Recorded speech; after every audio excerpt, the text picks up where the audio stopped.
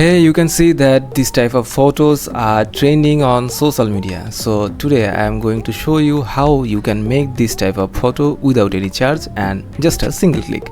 So let's go. So first of all, to make this type of photo, I will go to Chatgpt. So here is Chatgpt. Then I will upload on of a photo. So I am going to take Shah Rukh Khan's this photo.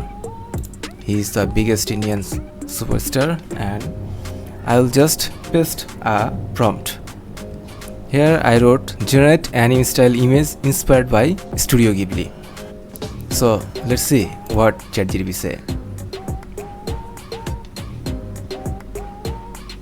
I hope it's making. It's taking time as it's making a photo to a anime. So let's check how much time would it take. The photo is already generated, so we can see that Shah Rukh Khan's iconic pose is here, and the same gloves, jacket, jeans, sunglass, even hairstyle or chain. So now we will download the photo. Yeah, the photo is downloaded. Now here is the photo and here is the original photo. This is the anime photo and this is the original photo.